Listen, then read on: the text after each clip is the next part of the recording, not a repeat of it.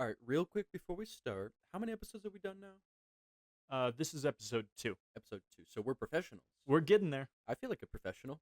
I've been using the word chiasmus in regular conversations this week. Did anyone know what you were talking about? Oh, absolutely not. But I said it with confidence, and I think that's what matters. That is not what matters. It's what matters to me. Okay.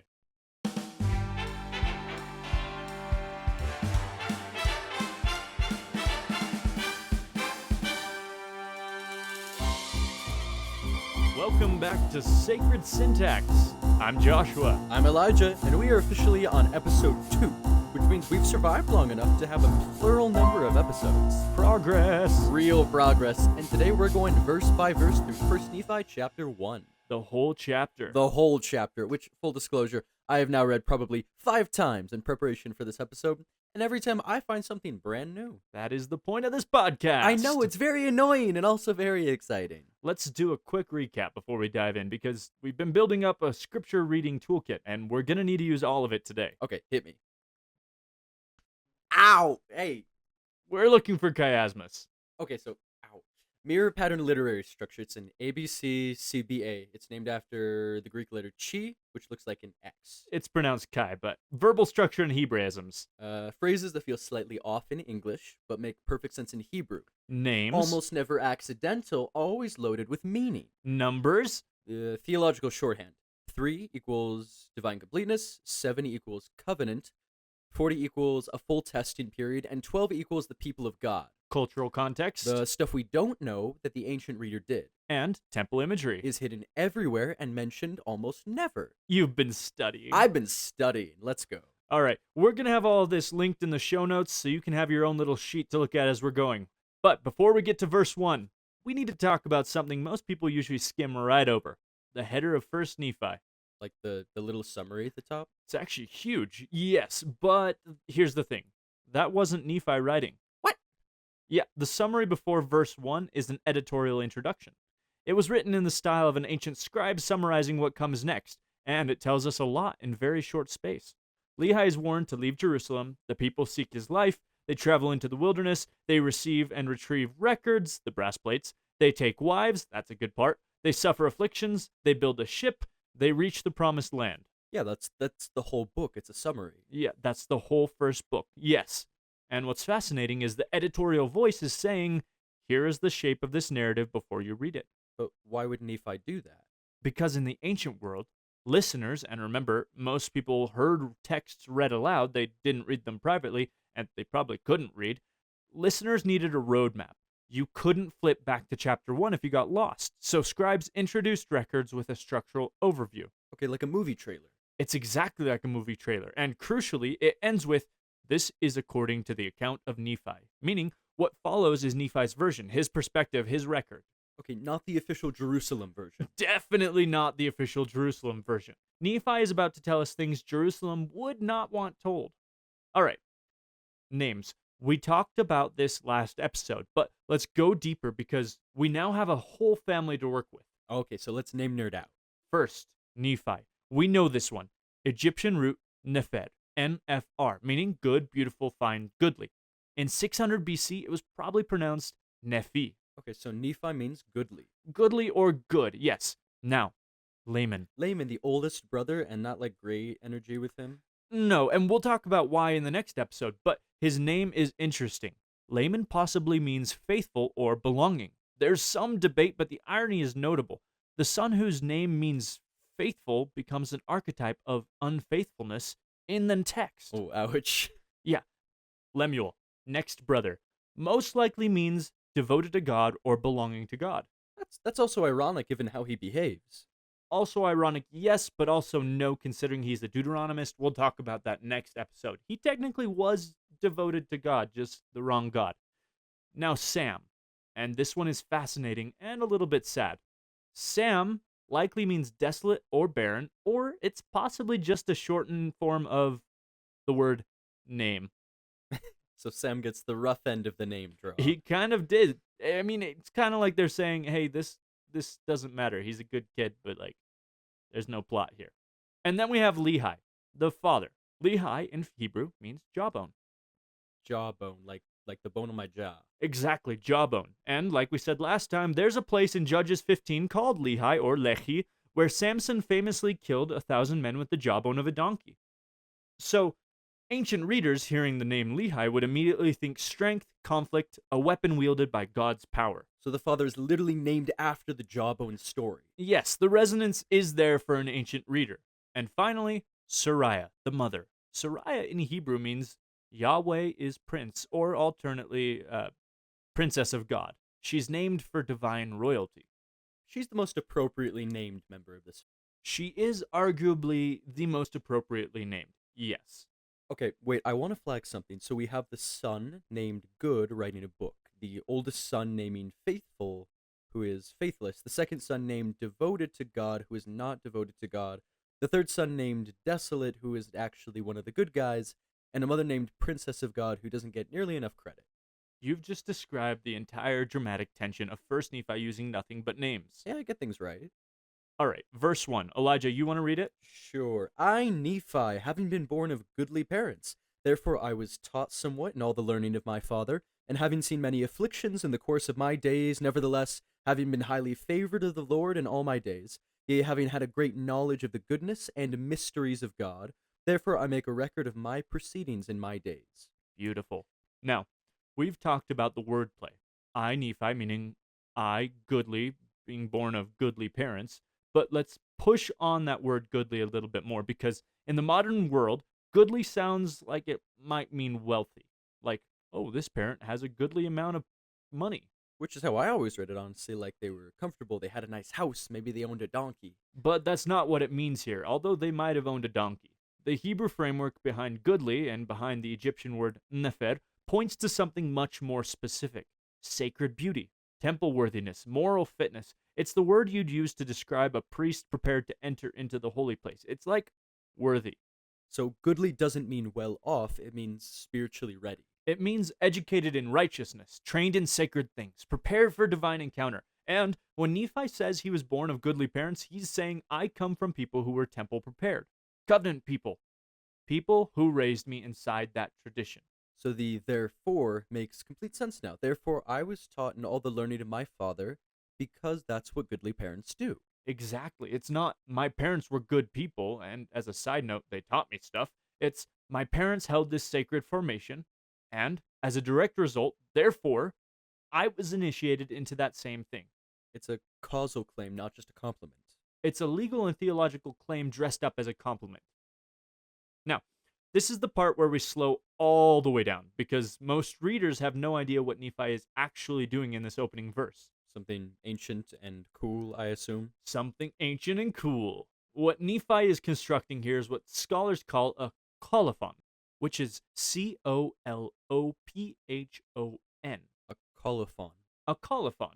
In the ancient Near East, Babylon, Egypt, Israel, texts often opened and closed with a specific scribal formula, not just, hello, here's my story, more like a legal stamp of authenticity. It's an official seal. Like a notary. Like the ancient version of a notary. Yes, yes. A colophon typically told you who wrote this, why you should trust them, where their authority came from, and how the record should be received. So this is less, hey guys, my name is Nephi, and here's my journal. It's more like, this is an authorized, authenticated legal record. Pay attention.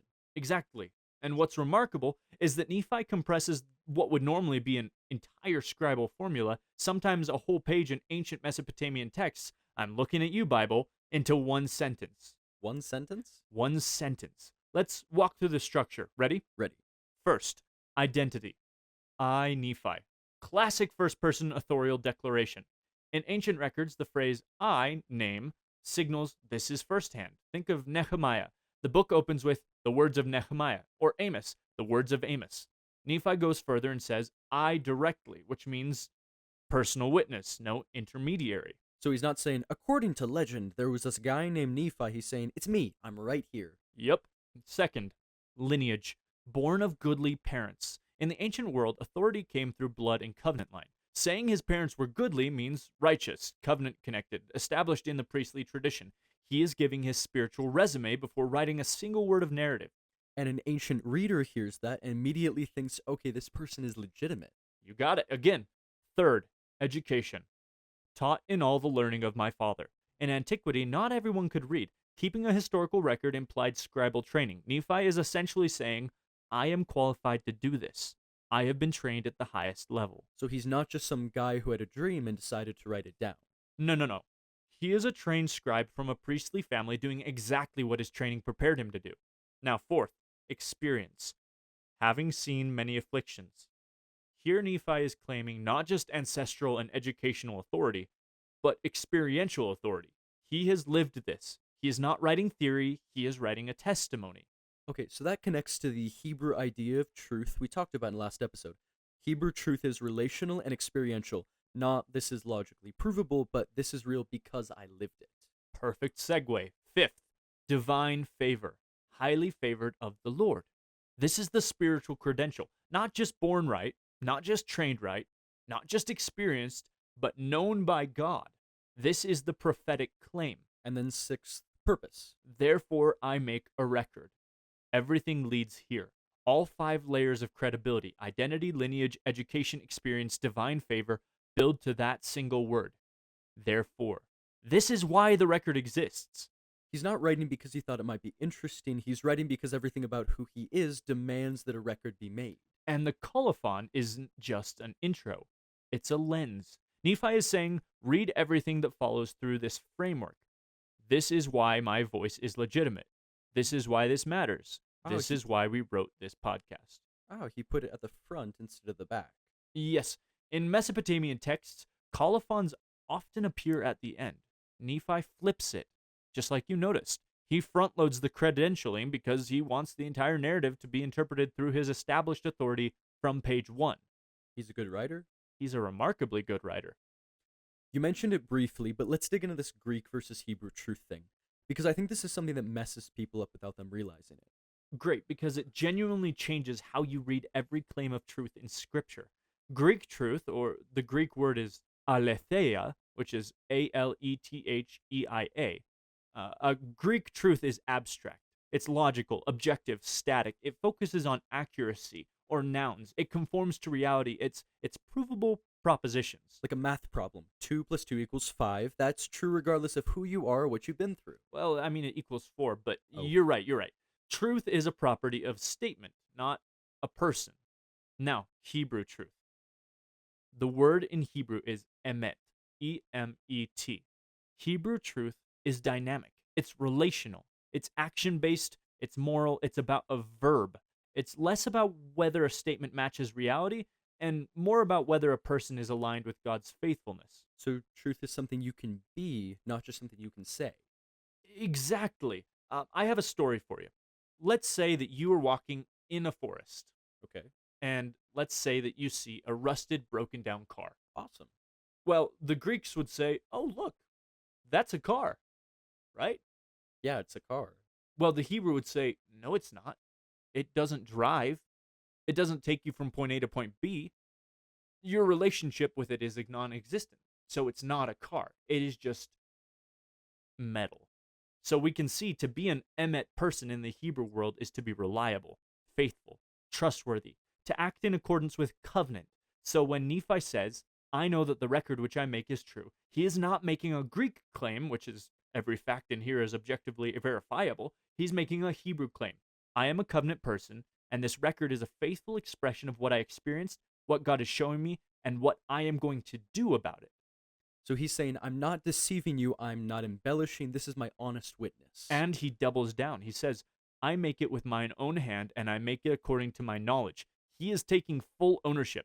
First-person testimony, not second-hand legend. So, I mean, if he takes himself into court and somebody says, did you write this? He can't now back out and say, nope, that was John over there. Which is interesting because he's also admitting it's limited to his knowledge. So he's not claiming omniscience. That's actually a very scholarly thing to do. The mark of a careful writer, which is not, I know all things, but I know what I've seen and experienced, and that is exactly what I'm recording. It's what's showing here. It builds credibility rather than undermining it. Okay. Let's talk about the 2 languages, because this one gets me every time.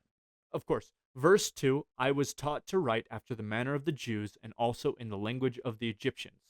Around 600 BC, literacy itself was rare. Full stop. Like, most people couldn't read anything. Most people couldn't read anything. Among the literate, writing in two languages, Hebrew or Aramaic, which was what they spoke on one hand, and then Egyptian on the other, was extraordinarily rare. The only people who routinely did this really were priests, scribes, and members of the highest level of Jerusalem intellectual life. So Nephi is saying almost casually, I was trained to write in two completely different written traditions.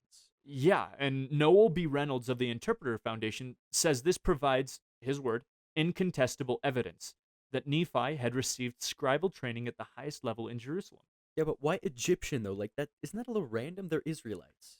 Good question. We talked a little bit about this last time. Egypt and Israel had a deeply intertwined relationship for centuries, not just politically, but intellectually and religiously. Most scholars believe certain Israelite priestly families maintained Egyptian scribal traditions because they were sophisticated literary tools, really.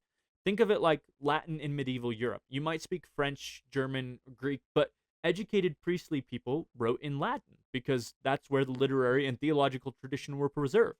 So Egyptian was the Latin of the ancient Near East. In some priestly contexts, essentially, yes. And Lehi's family knew both. This is a family operating at the very highest level of Israelite learning and religious life. All right, Elijah, we have to talk about the structure of this verse as we go into verse 1, because it is doing something remarkable. Okay, hit me with the chiasm. Well, walk with me. We are going to walk in and then walk back out. Ready? Okay, it's like folding a piece of paper. Like folding a piece of paper. A, born of goodly parents. That's lineage. A, B, taught in all the learning of my father. That's education. B, C, having seen many afflictions. That's the suffering. C, so we're in the middle now. C, again, having been highly favored of the Lord in all my days. That's divine favor. Suffering and favor right next to each other, right in the center. Interesting. B, again, a great knowledge of the goodness and mysteries of God. That's the fruit of education. It echoes and completes the educational line. B. And A again, therefore I make a record. That's the purpose that mirrors the lineage. Because of who I am and where I come from, this is what I must do. So the center of the chiasm is affliction and divine favor sitting right next to each other. That's the message. The center point in a chiasm is the thesis, the most important idea.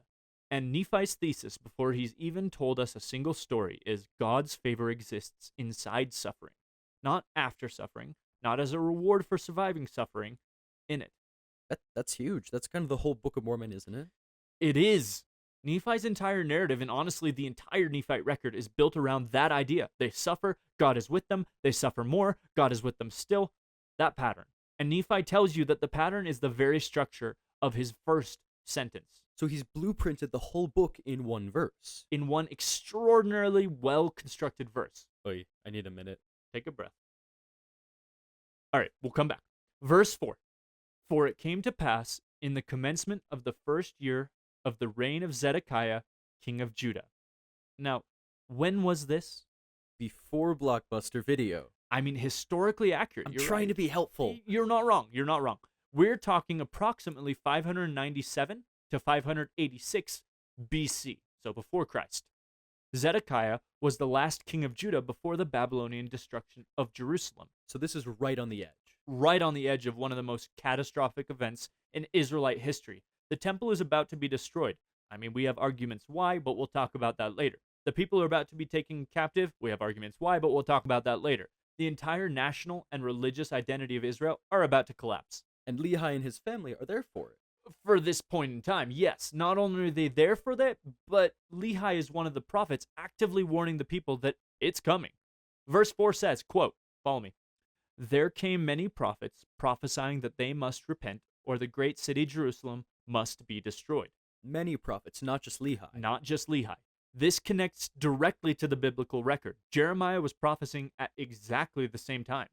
And historians confirm that there were multiple prophets active at Jerusalem during this reign of Zedekiah warning the same thing. I mean, if we read the Book of Mormon, it talks about that, right? We got lots of them. It talks about in this verse, actually.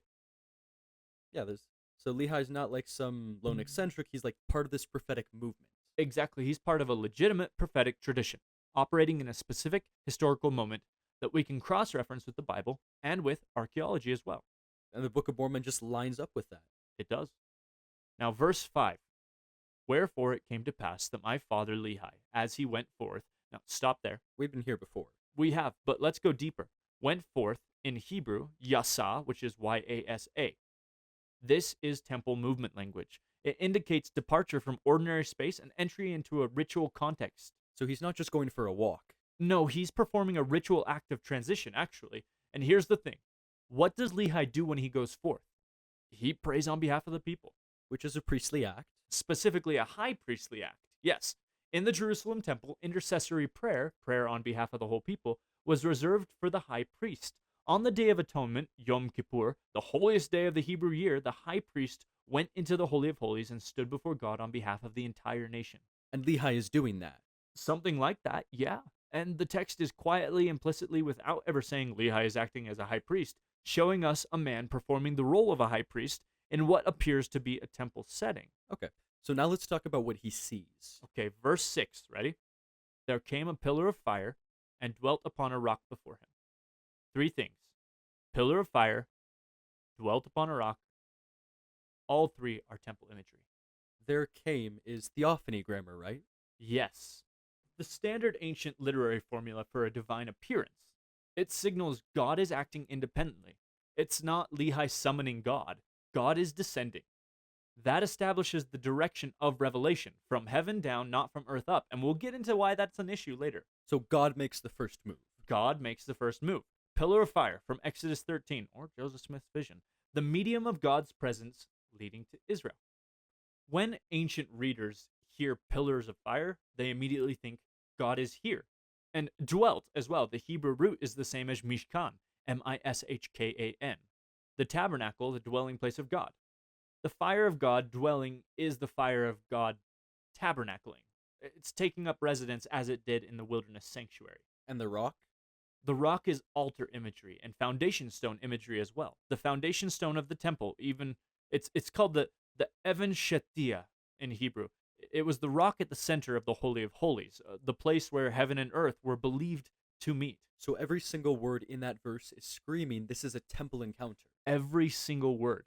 And Lehi's response, he quakes, trembles, is overcome, mirrors Isaiah's reaction in Isaiah 6, Ezekiel's in Ezekiel 1, Daniel's in Daniel 10.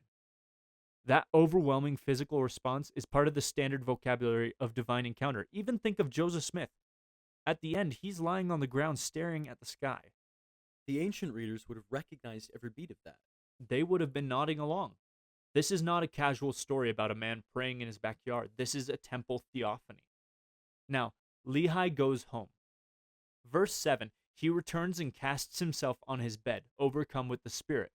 Verse 8, he's carried away in a vision. And here's what he sees. Quote, he saw the heavens open, and he thought he saw God sitting upon his throne, surrounded with numberless concourses of angels in the attitude of singing and praising their God. Singing angels, God on a throne. Okay. Does that pattern sound familiar to you? Isaiah 6. I'm impressed you've read that. Yes, Isaiah 6, and also Ezekiel 1, Daniel 7, Revelation 4. Every single one of those texts, different authors, different centuries, shows the same scene. A prophet, a vision, the heavens opened, God enthroned, surrounded by celestial beings praising him. That's not a coincidence. That's not a coincidence. This is what scholars call the divine council, the heavenly court. Think of the Book of Abraham. In ancient Israelite theology, God presided over a council of heavenly beings. When the prophet was called, he was often brought into that council and given a commission. Think of Jesus Christ saying, "Here I am, send me." Isaiah sees the council and is sent to Israel. Ezekiel sees it and is sent to the exiles. Lehi sees it in Jerusalem and is sent out of Jerusalem. So seeing this vision isn't just a spiritual experience, it's a direct commissioning. It is the moment of prophetic calling. Every major prophet in the Hebrew tradition has a version of this. You cannot be a legitimate prophet without being brought before the divine court and sent forth from it. Lehi is being credentialed in real time by the heavenly council. Just as the colophon credentialed him on earth, the vision credentials him in heaven. That's beautiful, actually. It's deliberate.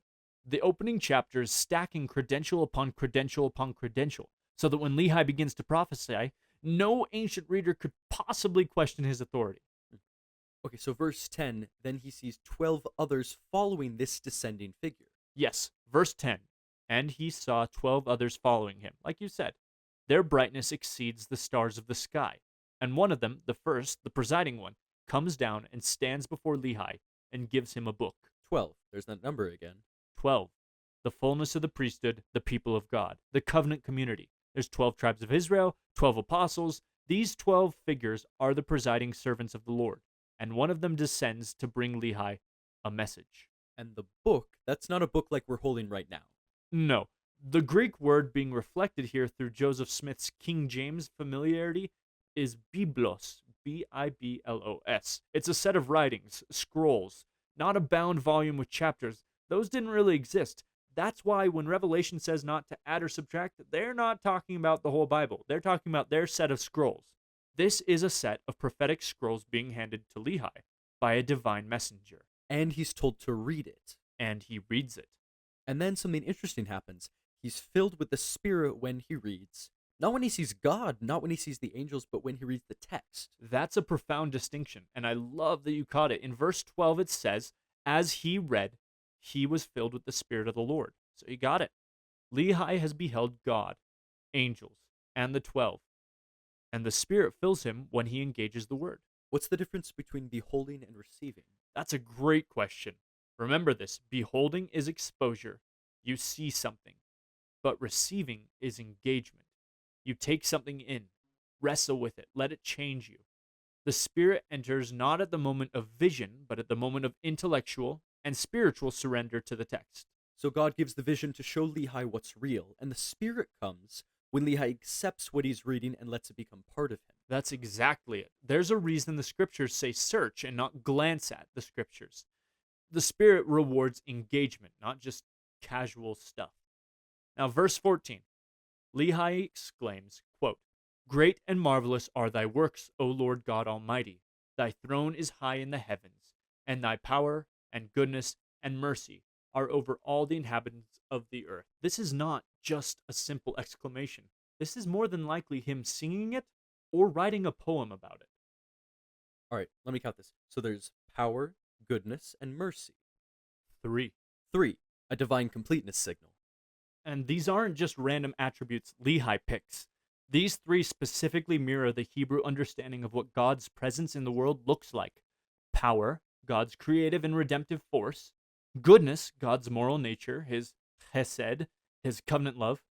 Mercy, God's compassionate response to human failure. And all 3 are over all the inhabitants of the earth, not just Israel, everyone. That's actually a subtle but radical claim.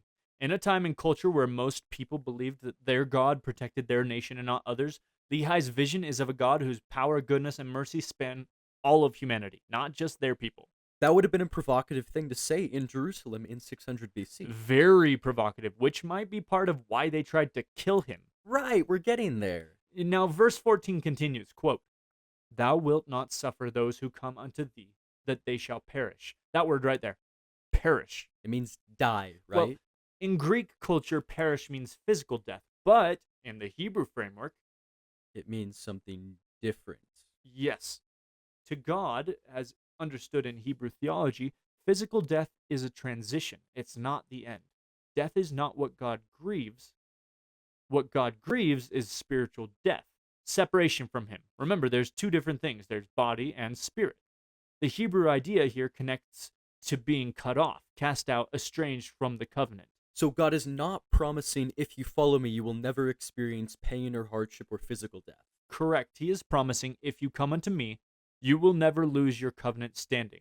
You will never be spiritually cut off from my presence. Your eternal life is secure. Which means suffering can happen to the righteous and does not mean God has abandoned them. Yes, that is the thesis of the chiasm in verse 1. Full circle again. So this whole chapter is one giant interlocking argument. Written by a man who was trained to write exactly this way, and supposedly written by a boy who had no education. I'm starting to think Joseph Smith didn't write this. Awkward. All right, verse 17. Nephi mentions something very quickly that most people read right past. He says he's making an abridgment of the record of his father. Oh, so this whole time Nephi's been summarizing Lehi's record. Yes, the vision, the prayer, the events of chapter 1, Nephi is condensing his father's own writings into a briefer account. Which means somewhere there was a longer version. There was the full record of Lehi, which we don't have now. Nephi abridges it, and here's what's remarkable. Nephi is doing exactly what Mormon and Moroni do later. Mormon takes hundreds of years of Nephite records and abridges them into what's called the Book of Mormon now, and Moroni takes Mormon's records and adds his own. The whole book is a stack of abridgments. Nested abridgments. And it starts here, on the first page, with Nephi abridging his own father. The pattern that defines this entire text, a prophetic, faithful compressing, and transmitting the records of those who came before, is established in chapter 1. Did Mormon learn that from Nephi? He had access to the large plates of Nephi, which is the full unabridged record. He read Nephi doing this before he did it himself. Whether consciously or not, the beginning mirrors the end. It's almost like another chiasm at the level of the whole book, and people have written a theory for it. Hey, I got chills again. Verse 18. Lehi goes out and prophesies. He tells the people what he saw. He testifies of their wickedness. He testifies of the coming Messiah. In Hebrew, the Mashiach, M-A-S-H-I-A-C-H, the anointed one. Oh, and they love him for it and carry him through the streets. No, No. not exactly. Verse 19. The Jews mock him. They seek his life. Oh. Yeah. Even as with the prophets of old, whom they had cast out and stoned and slain. Nephi compares his father's treatment explicitly to the pattern of every prophet before him. Isaiah, Jeremiah, the prophets of the divided kingdom, stoned, imprisoned, mocked, exiled. There's a pattern. That's an iron pattern. And Nephi identifies it. This is how you can recognize a true prophet, not necessarily by whether people believe him, but by whether his message cuts into the comfortable narrative in a way that provokes his reaction. Really quick, remind me, Elijah, what happened to Joseph Smith? He was mocked and persecuted. There was attempted assassinations. He was exiled. Oh, Interesting. odd. So this brings me to my theory. Oh, no. Okay, so hear me out. Every time you say hear me out, I get nervous. I get the chills. Okay, so there's these people in Jerusalem and lactose intolerant. I'm listening. Okay, so in the New Testament, the apostles are told to teach milk before meat, right? So start with simple, digestible doctrines before difficult ones. Right. And what makes the Jews of Jerusalem angry, it's not complicated doctrine. Lehi testifies of their wickedness and they mock him. Annoying, sure. But then he testifies of the coming of a Messiah, an anointed one, a redeemer, and then they want him dead. And the Messiah is The simplest possible doctrine. The whole core of everything. So God is going to send someone to save us. That's the milk. That is the most basic foundational thing you could possibly teach. And they could not handle it. The milk made them sick. They were lactose intolerant. They were spiritually lactose intolerant. I hate how much that works. Thank you. And it actually connects to something real. Every prophet from Amos to Jeremiah to Isaiah who prophesied of a coming Mashiach was attacked. Not because the doctrine was complicated, but because the doctrine was personal. It required acknowledging you need saving. And pride can't handle that. Pride is the original lactose intolerance. I'm putting that on a bumper sticker. I'll buy it. All right, verse 20, the last verse of the chapter, and it's where Nephi pulls everything together. Okay, let's read it. Quote, But behold, I, Nephi, will show unto you that the tender mercies of the Lord are over all those whom he hath chosen, because of their faith, to make them mighty even unto the power of deliverance. The tender mercies of the Lord. Now, tender mercies sounds sweet and gentle, right? But this phrase is loaded. The word underlying mercies here connects to the Hebrew concept of chesed. You should know it by now. H-E-S-E-D, which is covenantal love. It's loyal love. It's not soft sentimentality. It's the fierce, committed, unbreakable love of a God who has made promises and intends to keep them. So tender mercies isn't, oh, how nice, God is kind. No. Tender mercies is the God who made a covenant with you has not forgotten it and will act on it. And those who receive it are described as being made mighty unto the power of deliverance. Empowered, not protected from difficulty, not insulated from hardship, empowered to be delivered through it. Through it, not around it. Exactly. God acts one way or another. If we follow him, he helps us. If we don't, well, just like the chiasm said, God's favor is present inside the affliction. The chapter closes exactly where the verse opened. Inclusio. It brackets the entire chapter. The same idea that Nephi introduced in his very first sentence, divine favor in the midst of suffering, is the note that he closes on. This was not written casually. Nothing in this chapter was written casually. Every word has a purpose. Every structure is intentional. This is a trained scribe, a temple initiate, and a witnessed prophet, writing the most carefully constructed introduction in the Book of Mormon. All right, let's land this little learning plane. So, what just happened in 1 Nephi 1? Where do you want to start? From the top, fast version. All right. Nephi opens with a colophon, an ancient scribal seal of authenticity that establishes identity, lineage, education, experience, divine favor, and purpose. Inside that colophon is a chiasm whose center point is the message of the entire book. God's favor exists in suffering, not despite it. The names of every family member carry theological meaning. The claim to write in 2 languages establishes elite priestly training. Lehi's going forth is temple language. His vision is a divine council commission identical to Isaiah, Ezekiel, Daniel, and Revelation. He receives scrolls with prophetic knowledge, reads them, and the Spirit fills them at the moment of engagement, not just the moment of spectacle. His exclamation features 3 divine attributes as a numerical sign of divine completeness. His prophecy of the Mashiach provokes the exact rejection pattern of every true prophet in the biblical record experienced. And the chapter closes with the same idea it opened with: God's covenant loyalty to those who come to him. That was a mouthful. That's a lot to fit in one chapter. That's a lot to fit in one chapter and one podcast. And most people read it as Lehi had a cool dream, and then people were mean to him. Most people read it as that, yes. We've been camping. You keep saying that, and I keep agreeing with you. Okay. So what's the next episode? Next episode, the Deuteronomists versus the Visionary Men. That sounds like a really cool rap battle. It's basically an ultimate rap battle. 2 competing theological traditions in ancient Israel. What they believed, what they fought over, and why it matters for everything that happens in the Book of Mormon. Oh, I can't wait. All right, that's our episode. Thank you for listening to Sacred Syntax. I'm Elijah.